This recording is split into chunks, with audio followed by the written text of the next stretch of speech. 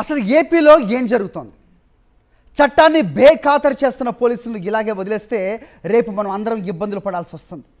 వ్యక్తి స్వేచ్ఛకు మించి మాకేది ముఖ్యం కాదు. ఈ విషయాన్ని పలుమార్లు పునరుద్ఘాటించినా పోలీసులు కోర్టుల ఆదేశాలను లెక్క చేయడం లేదు.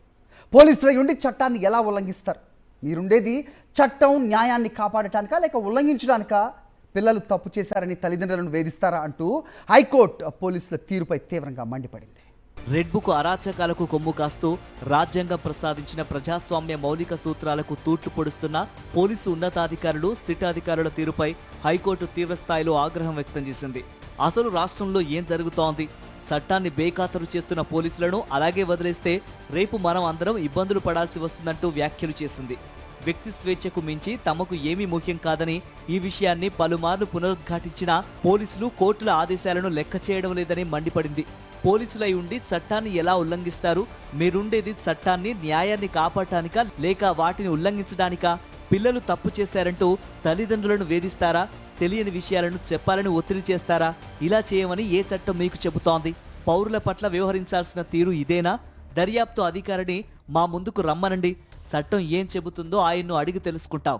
సిట్లోని అధికారులు వారికి వారు చాలా పెద్దవాళ్ళం, శక్తివంతులు అని అనుకుంటున్నారు.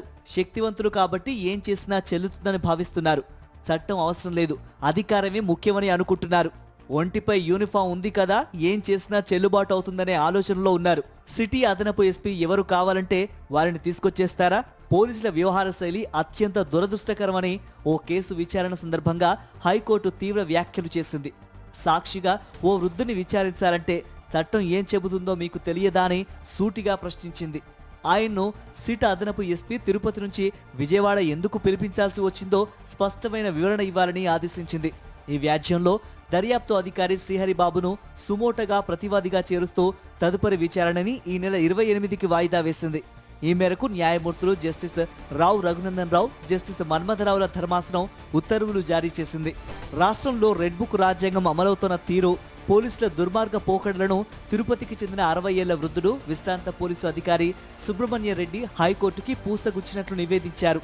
కేసేమిటి, నేరం ఏమిటి అనే విషయాలను చెప్పకుండా తనను అర్ధరాత్రి ఆగమేఘాల మీద తిరుపతి నుంచి విజయవాడకు తరలించిన పోలీసులు విచారణ పేరిట దారుణంగా వ్యవహరించారని కోర్టుకు మొరపెట్టుకున్నారు.